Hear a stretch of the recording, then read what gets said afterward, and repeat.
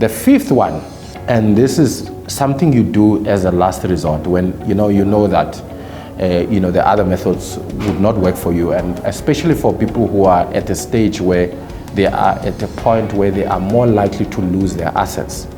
This is where you actually invoke the provisions of the National Credit Act, where you approach a debt counselor and you get the debt counselor to actually assess your level of indebtedness and to start negotiating with your credit providers, either for a reduced monthly installment or even negotiate for a lesser interest rate, and whatever the case may be. But obviously, once you apply for debt review,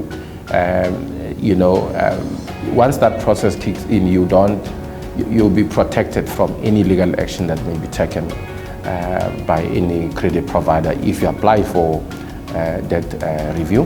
There are also disadvantages as well. Number one, if you have applied for a debt review, you may not apply for any further credit until you've cleared all your debts. And for you to clear your debts, you still need to get a clearance certificate from the debt counselor to confirm that you've cleared all the debts that were listed.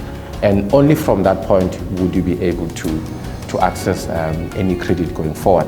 So a lot of people struggle with debt counseling because just because there's a debt counselor doesn't mean you shouldn't monitor that payments are made by this payment distribution agency. You need to monitor that your debts are being paid on time, because if there are delayed payments, you will still be paying a higher interest, because when payments are made after interest is accrued on your accounts, it will delay the time in which you are able to settle those debts. So those are the five methods of settling debt.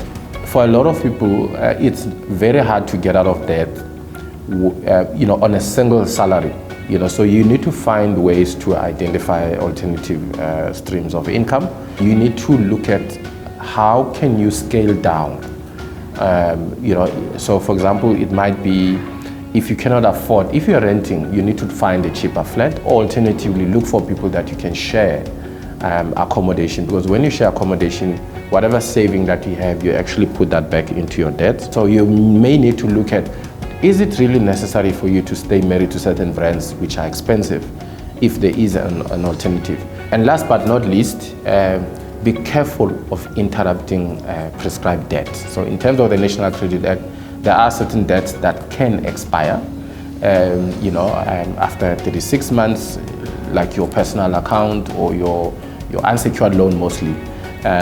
If that debt is unacknowledged and there's no payment and there's been no legal action, there's been no summons, there's been no letter of demand for that period. So you can interrupt it when you receive a call and you acknowledge that debt.